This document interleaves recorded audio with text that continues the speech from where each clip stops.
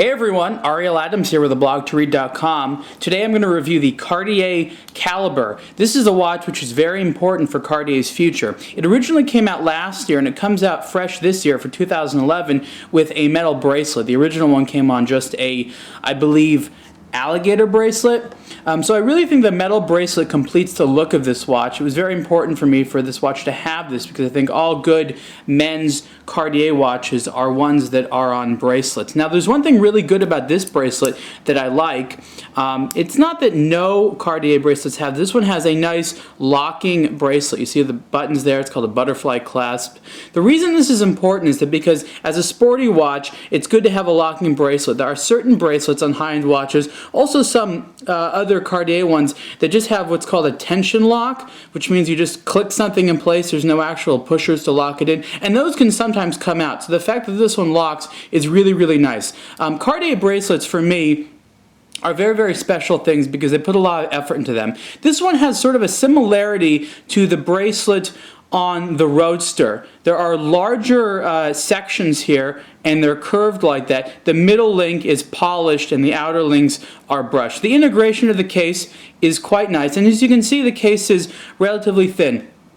This one's in steel and it's 42 millimeters wide, and I have to say, as a watch which is 42 millimeters wide, this one wears pretty large, which is a good thing. So wearing it on my wrist, I think this can't be 42 millimeters. This has got to be bigger than 42 millimeters, but it's 42 millimeters wide. And part of the reason that it looks larger than it is because of the lug structures, and they extend down, on my wrist to the ends of the wrist, which is a good thing, definitely.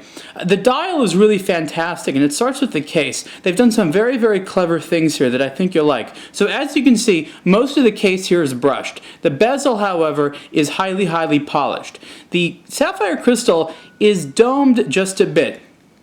And inside, maybe it's a little hard to see here, I'll show you some pictures on the review, there is sort of a notched look on the periphery inside the bezel, kind of slanted down in a vertical position. It kind of reminds me of a camera lens, and there's something about this style, it looks like a camera lens to me, sort of this bezel like that, and parts of it, things like you're looking in to a camera, and I think that's really, really cool. The dial is very, very masculine for Cartier, and it has some differences from other ones, but it retains that sort of core Cartier look. You have, of course, the Roman numerals, which are very nicely done, and they're large. There is luminance on the bezel, but I believe it's just for the 4 points at 12, 3, 6, and 9, as well as on the hands. The rest of the Roman numerals, I don't think they're lume coated, but they are large, and the print is sort of, I think it's double applied, so it's raised up a little bit. The subsidiary seconds dial is lowered down a bit and has a polished metal ring. I like the large subsidiary seconds dial. I think it looks nice. It adds sort of a little bit more of a complex look.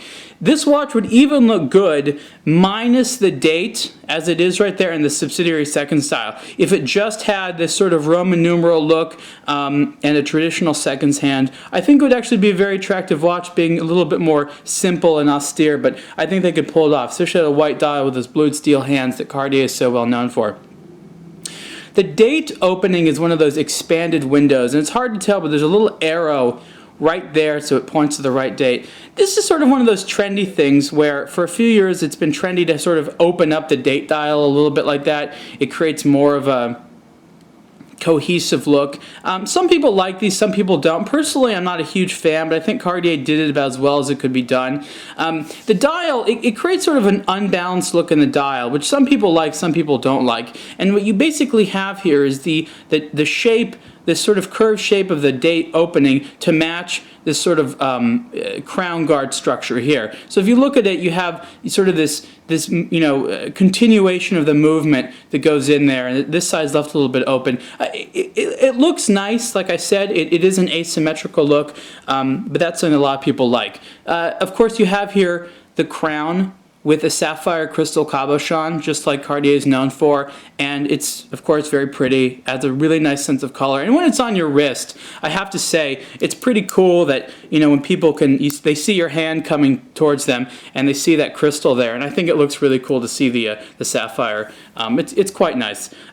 There is sort of a The detailing here is very, very nice. You see here the edges are polished and inside is brushed, and then you have the polished screws. These are little details that Cartier watches do rather well, and I think they're very well sort of exemplified on this watch here. Inside the watch is probably one of the most important parts for Cartier. This is an in-house movement for them. This is the, if I believe it is the 1904 PS automatic.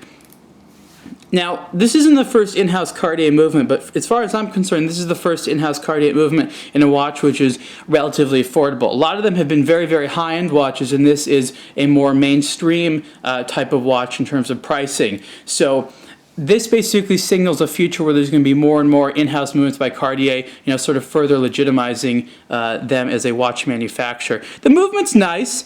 I don't know too much of the technicalities in terms of how much better it is than, say, a base ETA movement, but what I can say is it's relatively thin. It is, a larger sized movement. It has nice polishing, a lot of Geneva striping and things like that. It's not the most fantastic move you're ever going to see, but if I know Cartier, it's going to be robust. It's going to be nicely operating, and it looks good. And it's nice to know that there's an exclusive in-house movement in there. Overall, I'm really enthused about the Cartier collection. I think it's a great watch. As far as Cartier men's watch is concerned, this is one that you really, really going to want to look at. In terms of the other ones, it's very modern. It's well made. It's chic, and I have to say it's quite masculine. Again, this is the Cartier Calibre on the steel bracelet. Price is about $8,000 for this version. Comes in a few other dial colors as well, and you can see the full review at ablogtoread.com. Thanks.